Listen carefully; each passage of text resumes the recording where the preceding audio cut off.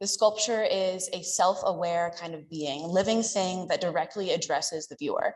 So one thing that I talk about a lot in art is how it's very one-sided, a lot of our interactions, and that you might just like look at something, it's not really looking at you back. So that's an element of my work, is that you have to physically engage with my sculpture in order for it to kind of come alive. So the kind of starting point for all of this was the relationship between the human body and technology. And within that, there's a really prominent language of machine.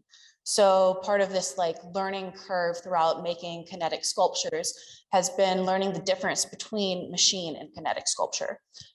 Which is especially important because machines have this like predictable path. You know what they're going to do. It's the path of most efficiency, versus a kinetic sculpture, and mine specifically, are really like unpredictable. You don't know exactly what's going on, and you don't have any guarantee that they're going to work every time. So through this, they gain more of the liveliness of the body than a machine. In the same way, the technical flaws in my piece, because I'm not an engineer, become crucial to success. So there's this unraveling sense of autonomy, and it exposes the body as its true self, which is a faulty machine. One of my biggest artistic influences is Jean Tingley, through his kinetic sculptures of chaos and found objects. So in his work, he talks a lot about this idea of simultaneous static and movement. And I first had a little bit of a tough time understanding exactly what that was, but as someone who's really mathematically inclined, I kind of used the quadratic formula to best understand that, in terms of there being a line with a point that represents both every individual moment in time and the continued existence, all of that. So through that way, time becomes one of the most important elements of my sculptures, as opposed to movement. And like I said, the technology in this work is more industrial age. There's this element of like rusty steel and stuff like that. You're not really seeing the digital screens of all that you think of when you first think of the word technology. And this is, again, going back to that idea of inner workings and drawing that comparison to the body and machine. And so one other element of my work that I think is really important is I say that the final art piece isn't actually the sculpture itself. It's the experience that you, the viewer, have with the sculpture. So it's not even a performance, truly. It's that interaction. So through that, I say that like the only way to take this experience with you, the only way to really document that piece, is to write or talk about or ask questions about what you have with it. Those like initial emotions, kind of a visceral response happens for a lot of people in these feelings of like discomfort. So as an artist, I feel that the strongest responses aren't always necessarily positive ones. So I'd rather hear that like my work makes you uncomfortable or upset or angry or whatever than that it's pretty and nice looking. And also with that element of the final work being the experience rather than the physical thing, I have a book outside my gallery door that I would love for you guys to document any like feelings, emotions, responses, whatever comes to mind when you view my sculptures. And one of the last elements of my work is time. So when something has a set interval of time, for this, it's 286 seconds. That introduces the concept of lifespan. So through lifespan, there's then birth, death, aging, and decomposition. So when all of those things are happening, that gives that piece, that feeling of actually being alive itself. And so then your interaction with it becomes an interaction between two living things.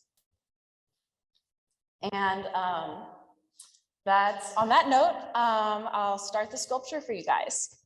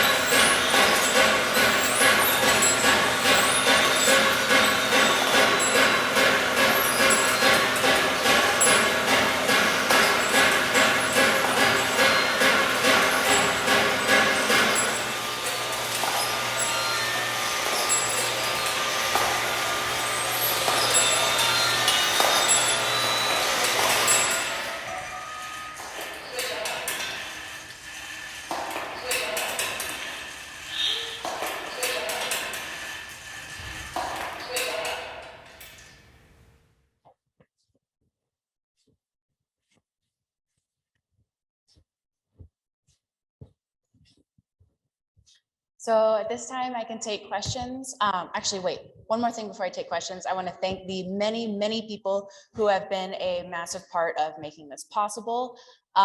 There's my parents and friends and family who have supported me from the very beginning in this. There's my professor, Court Savage, who taught me literally everything I know about kinetic sculpture and first introduced me to the artist of Jean Ting Lee. And there's my, all of the people who had sat still for the many hours of mold making, especially my friend Eve, who let me do an entire mold of her arm that took lots of hours, actually both arms.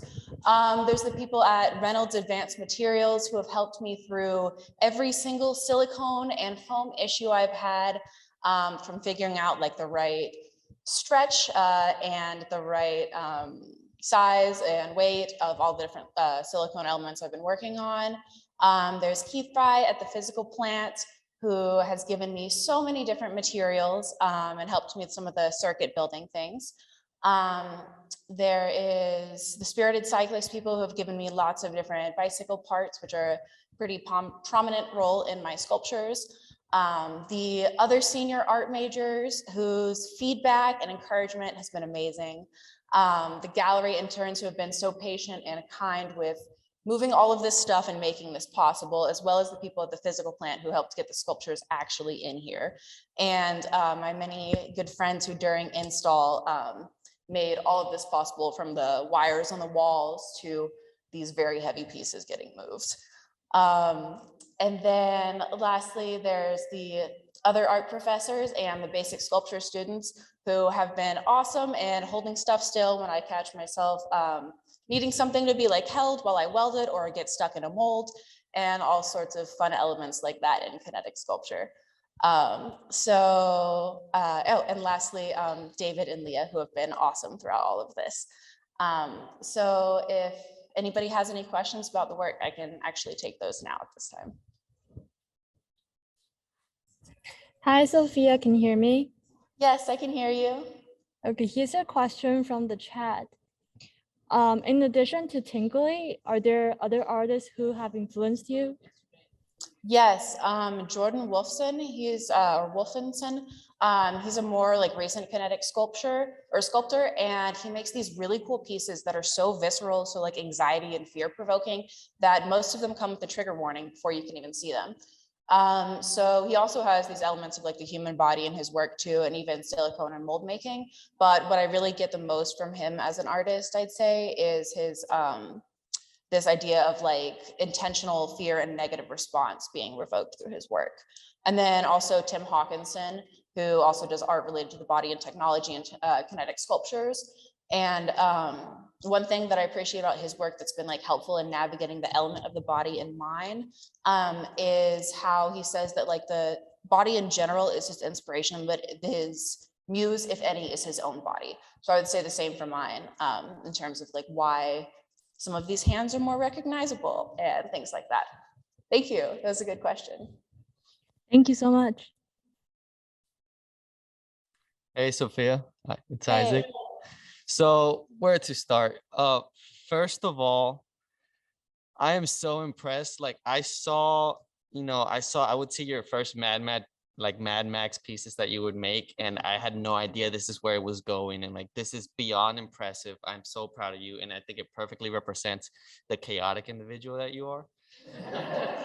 And at the same time, I'm seeing like when you first see this piece, the first thing you think is madness and chaos and confusion, but you somehow make all the pieces like perfectly move and do what they have to do.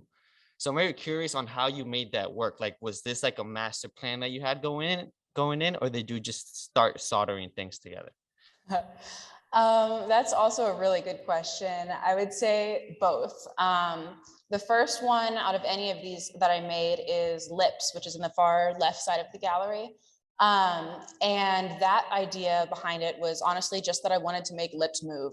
My initial sketch had like lips in the middle and like wheels all around in a very like 2D kind of plane. But what typically happens, like happened with that piece, is I have some sort of sketch. Doesn't really work quite like that when I try and put things together, and the piece changes drastically throughout the process. Sometimes, or often conceptually, but mostly visually in terms of how it works. And then with pieces like this one, Brain, which is the control center for all of the pieces. We've got lips, eyes, limbs, and brain. Brain began as like, I think it was like a self-painting machine was my first idea. That didn't work also because that was going back to the idea of like, I'm not trying to make machines, I'm trying to make kinetic sculptures. And from there, it kind of like was we're accumulating more and more stuff. And one thing I was like trying to do like technically at the beginning was have all of these wheels be perfectly aligned and operated by a motor at the bottom. But I get into a lot of like technical issues throughout this happening, again, because I'm not an engineer at all. And so a lot of what happens throughout the process of building kinetic sculptures is you add something, you hope it works. It doesn't usually at first, and then you have to keep working and trying different things, doing a lot of deviating from your plan to make it happen. And then you kind of build off of this new idea of what the sculpture is. And in addition, what happens often is you add something like, say, this second wheel here, and it works great. It works for months. But by the time I add like this purple wheel at the very end, suddenly the first wheel down here doesn't want to work anymore. So there's a lot of like backtracking, moving back and forth, and kind of like rolling with the punches of what the kinetic sculpture gives you. Thank you. Hi, Sophia. Here's another question. Sophia, this is Daphne. I don't know if you can hear me. Oh, hey. Hey, congratulations. Thank you. Yes, I wanted to ask you, the piece, when you first look at it, can be a little bit daunting and grave, but I noticed that you put a lot of color. Can you talk about the use of color in your piece?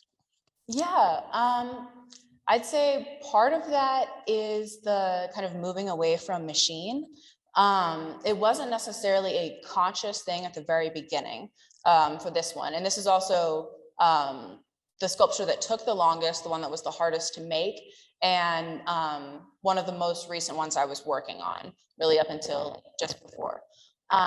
So when I first started all this stuff with like the lip sculpture, I had this like commitment to like rusty metal and not a lot of colors and everything. And I think what I didn't necessarily know at the time, that was based off of my idea of like machinery and kind of like, especially in the industrial element.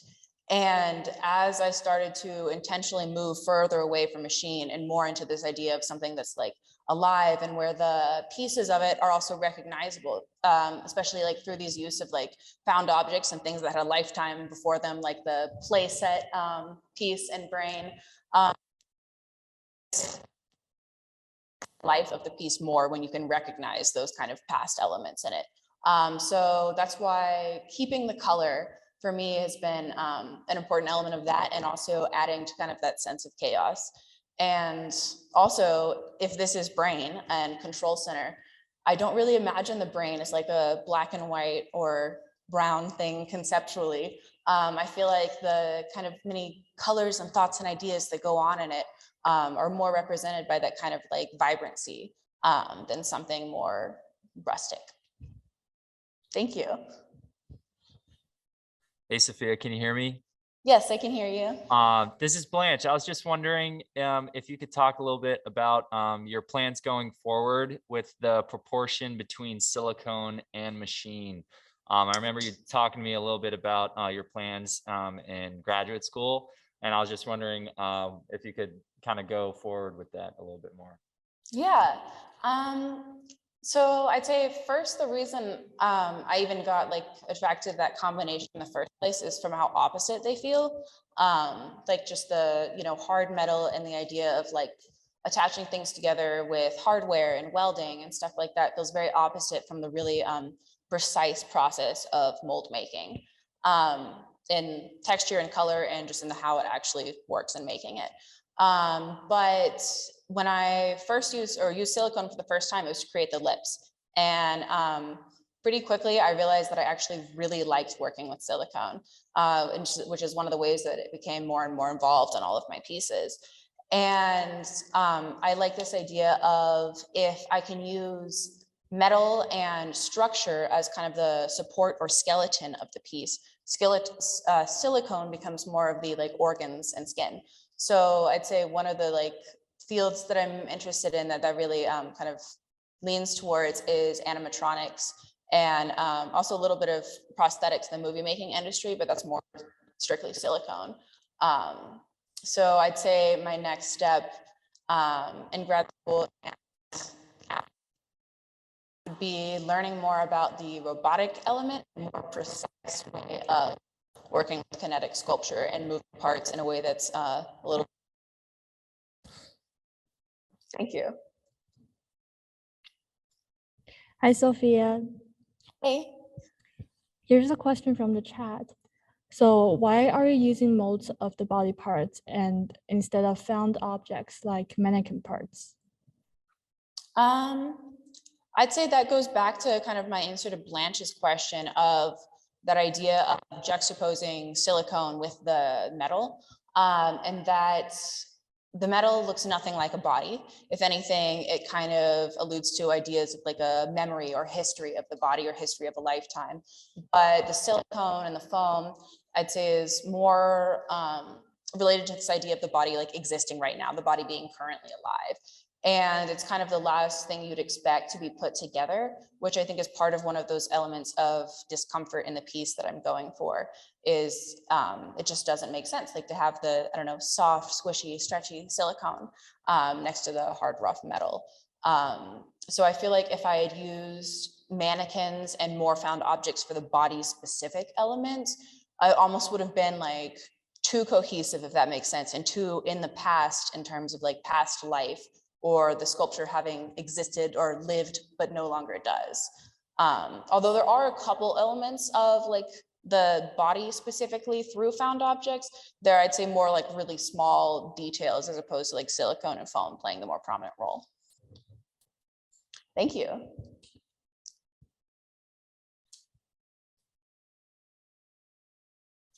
Hi, here is actually another question from the chat. Okay. So do you see yourself using more sound and light in future pieces? Yes. With the center one brain being like kind of the most complicated and crazy and has the most going on, especially with sound, light, silicone, all that stuff. I'd say it's kind of like the sense of chaos that I felt like I was going for on some level the whole time that kind of like finally happened. And whenever there's this question of whether to edit or add, I almost always add. And I think that especially when it comes to sensory and having like a kind of full body, full mind experience with the work, the more ways that I can kind of like grab your attention, I'd say the more that really happens. It's like a really kind of aggressive thing. Flashing sounds, not even sure where they're coming from, and those being like the more sounds kind of thing. And then you also have the sounds of the motors, the sounds of the wheels moving and all that kind of thing.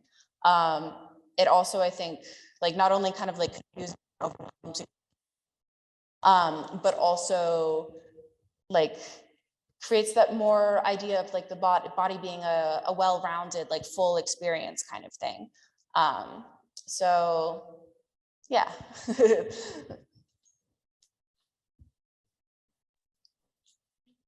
Sophia, it's Abby. I'm just wondering, you said this was like a big like trial and error kind of thing. Like you have a plan, you try and implement it, and then sometimes it doesn't go right and you have to change.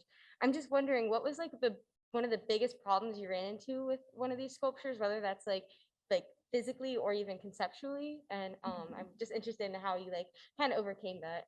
Right. Well, I'd say that there's a little bit of like back and forth between those first and like my process of how I deal with each of those problems.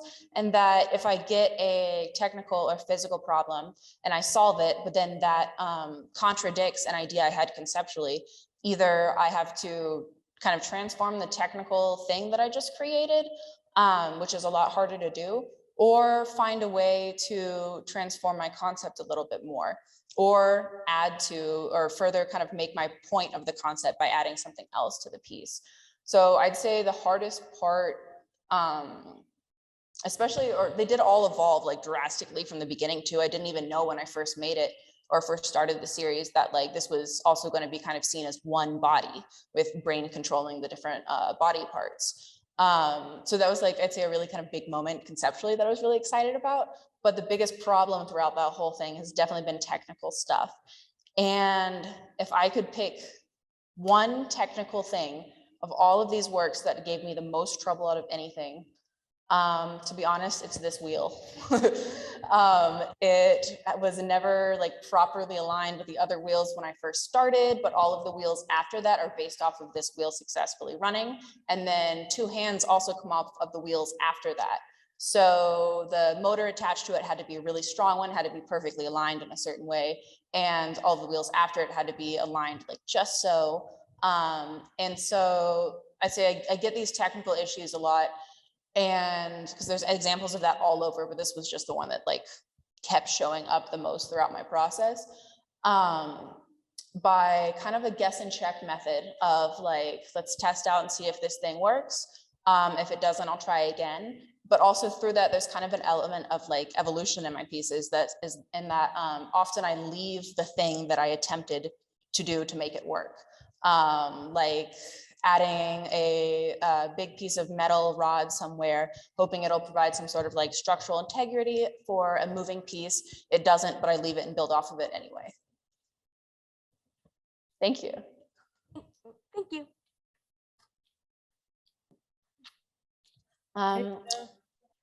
Oh, sorry. Hey, it's Sid. Oh, hey. I was hoping that you could talk a little bit more about why you want to create this uncomfortable feeling from the audience, and why would you rather do that where in traditional art people want to make like a technical pretty piece?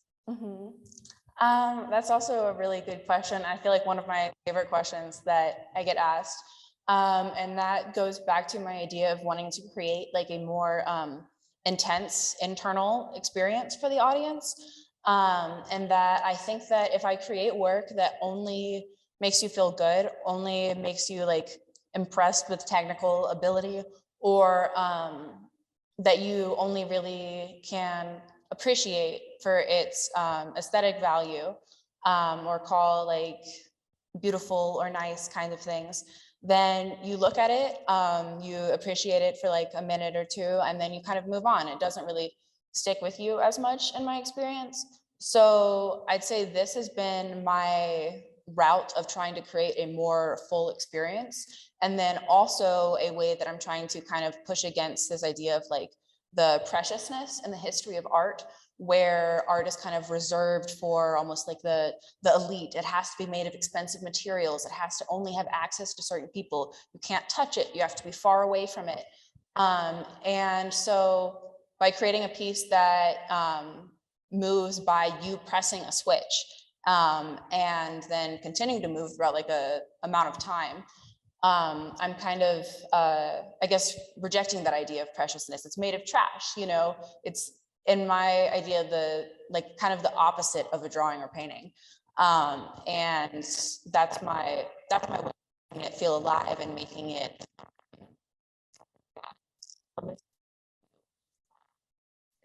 stick with you. So in that same way, that, like I say the physical thing, final work extends as long as you continue to think about the piece and as long as it stays with you. So if I can create a emotional response strong enough that this is something that's still in your mind after leaving the gallery, my work is continuing to exist after you leave the gallery. That's one of my goals as an artist. Thank you. And I think we got time for one more question.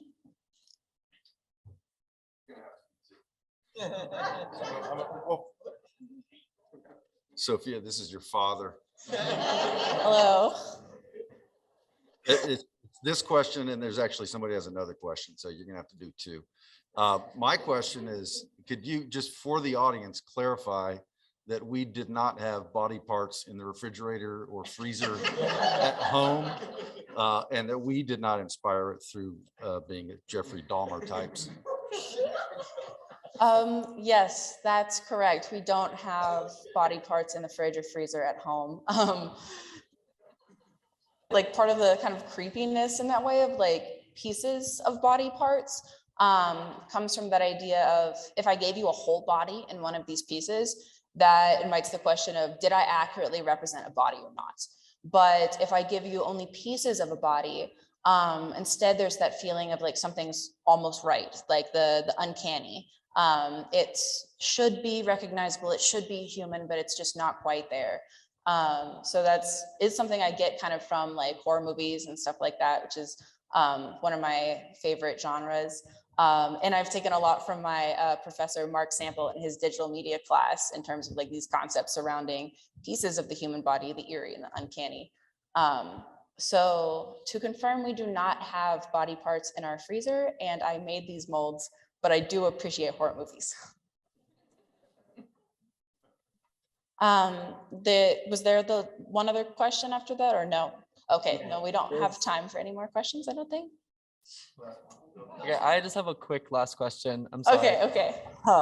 My name is Ronan. I don't think we've met yet, but I wanted to congratulate you and say that you've done a really amazing job, and I really admire your perseverance through all of this trial and error that it sounds like you've had to go through. I can imagine that it's been very frustrating at times. My question is, I have a lot of friends who are artists and they really like to listen to music when they're doing their work. And so I wondered if, does this piece have a soundtrack? Is that something that you think about? Or if not, where do you go when you're feeling uninspired to re-energize yourself? That's a question I've never been asked, but has a really funny answer. And so I love that you asked that.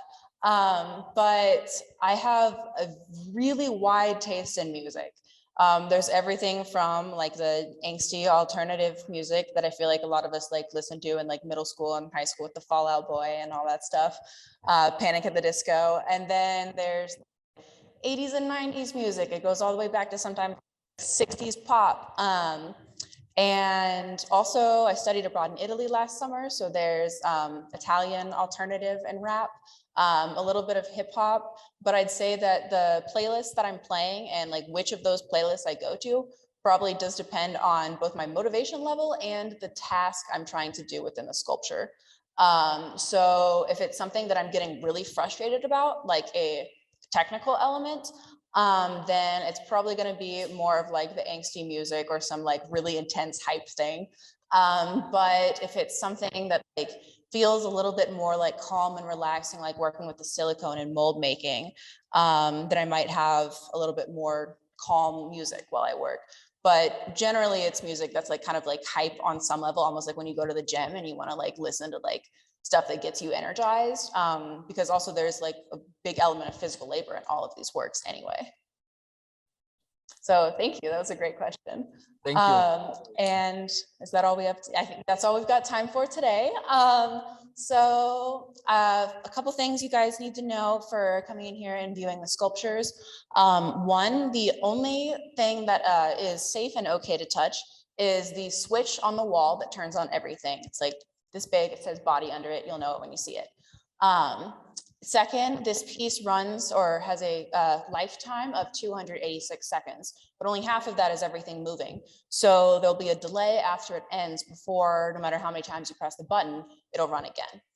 And also with all of these parts moving and then being so big, I think we have 12 people who can be in the gallery at once or around that amount of people. So we can't all like everyone come in here at once. So after this, I'll meet you guys out in the lobby and we can like answer some questions and do some talking there.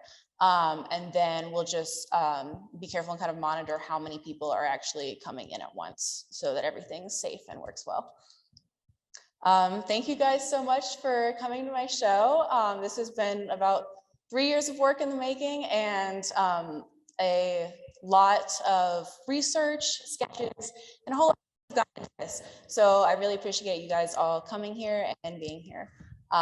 Thank you so much, and I'll see you guys outside.